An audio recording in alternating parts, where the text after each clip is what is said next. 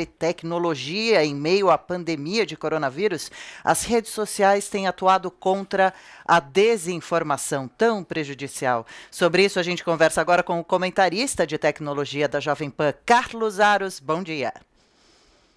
Bom dia, Adriana. Bom dia a todos que nos acompanham. É isso mesmo, as plataformas de tecnologia, sobretudo as redes sociais, têm trabalhado com foco na disseminação de orientações corretas, de informações de fontes oficiais sobre o coronavírus. O Ministério da Saúde, não só aqui do Brasil, mas os Ministérios de Saúde de vários países têm fornecido informações para a população que estão sendo reverberadas pelas plataformas. O mesmo vale para a Organização Mundial da Saúde, que tem estreitado relações com plataformas como o Facebook, por exemplo, e como o WhatsApp, para poder distribuir orientações e informações para a população.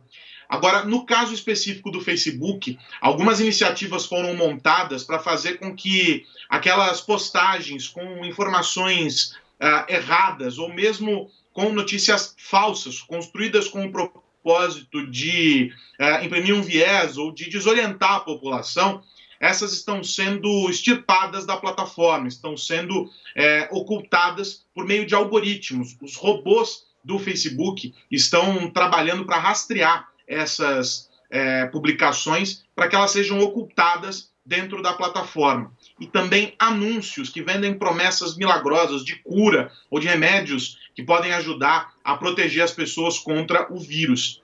O Twitter, nos últimos dias, também intensificou a sua política de combate às informações falsas, usando algoritmos e usando a curadoria feita por humanos para poder garantir que as pessoas dentro da plataforma compartilhem informações corretas. Houve episódios de suspensão de contas por causa de informações falsas que foram publicadas por esses perfis.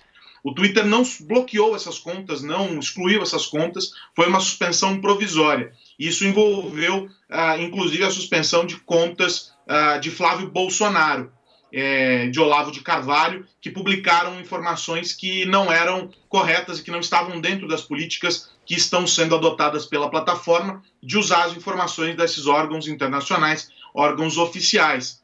Há também um movimento de distribuição de informações por meio do WhatsApp e investimento financeiro feito pelas plataformas, Adriana, para que sejam mobilizadas ações para orientar a população e para ajudar no combate ao vírus por um sem número de iniciativas que estão sendo tocadas pelo mundo. Brown. E só antes de continuar nossa conversa, um registro: o presidente Jair Bolsonaro vai fazer daqui a pouco um pronunciamento. Nós temos dito aqui, falado bastante sobre a videoconferência que ele fez agora há pouco com os governadores. Parece ter sido uma reunião bastante tensa, segundo as informações. Daqui a pouquinho o Bolsonaro fará um pronunciamento. Qualquer novidade a gente chama. Se o presidente começar a falar, a gente interrompe nossa conversa. Mas falando sobre a divulgação de fake news aí nas redes sociais, Aros, o que é que prevê a lei brasileira a respeito disso? Ela tem mecanismos para coibir isso? São punições apenas para quem produz fake news ou quem compartilha também está sujeito a punições? O que é que diz a lei brasileira ou não diz nada? Existe um vácuo sobre isso? Qual que é a situação? É ainda um campo bastante nebuloso e é por isso que as plataformas acabam tateando essa questão e encontrando maneiras de diminuir o alcance dessas publicações. Há o cometimento de crime quando a publicação ela agride alguém, quando ataca uma pessoa, e aí isso está previsto dentro de outros crimes. Especificamente sobre fake news, não.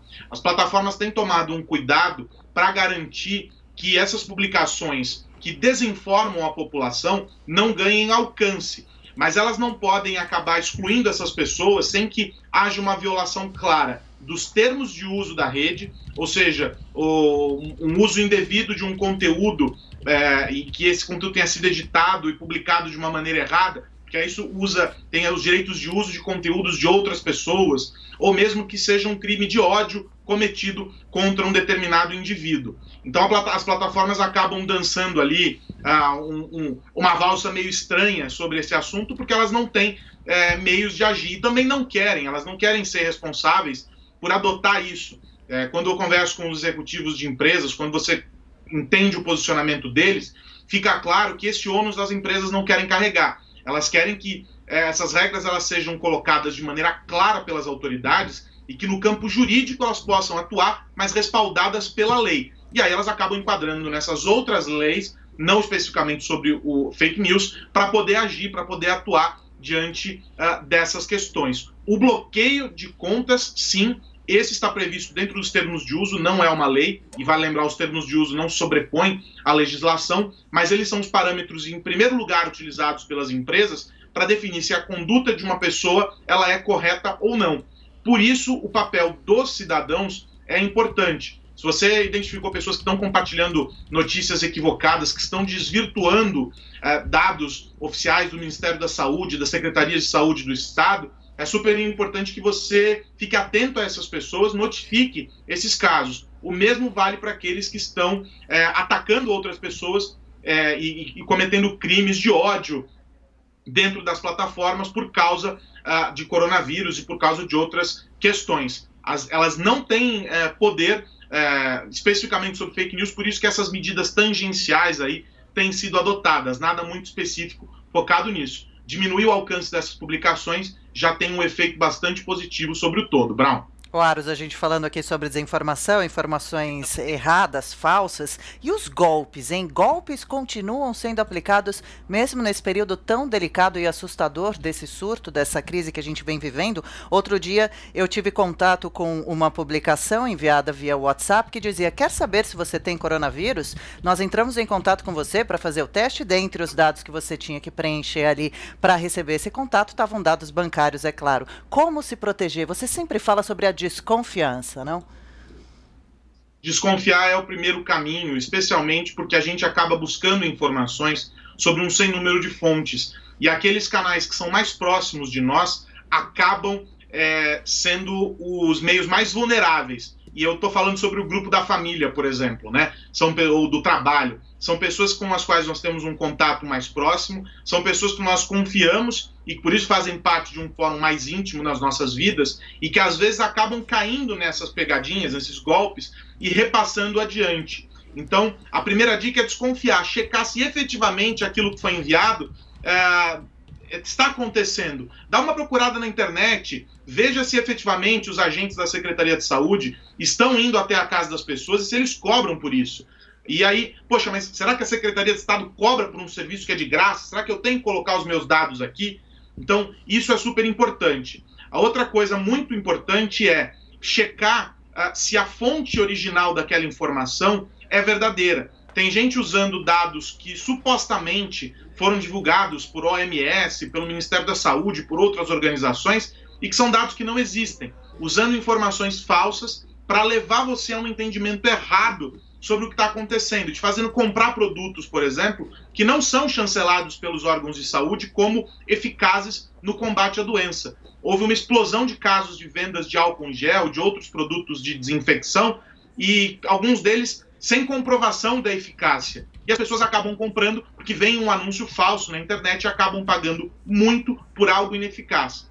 E um outro ataque que tem acontecido bastante é o da promessa de serviços de graça, né? Oferta de serviços gratuitos para esse período de coronavírus, de coisas que não estão sendo colocadas de graça, como, por exemplo, Netflix. Alguns criminosos usaram esse golpe, oferecendo um cadastro gratuito para que as pessoas pudessem acessar a Netflix de graça durante o período de coronavírus, mas isso não é real. Quem cadastrou caiu no golpe e foram alguns milhões de pessoas que caíram nesse golpe. E outros similares. Muito importante olhar e checar. Receber um aviso de que a empresa X está oferecendo uma vantagem incrível por causa do coronavírus, vá até o site daquela empresa.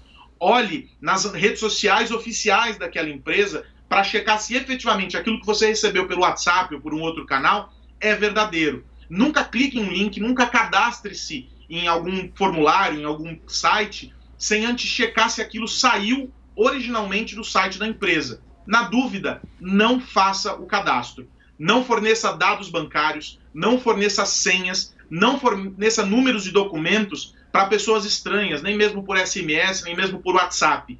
E não faça cadastro em sites que você desconhece.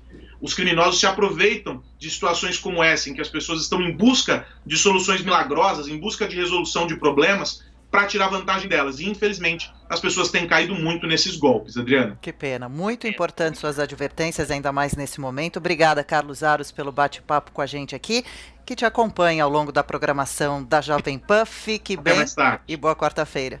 Até. Obrigado, vocês também. Até mais tarde. Obrigado.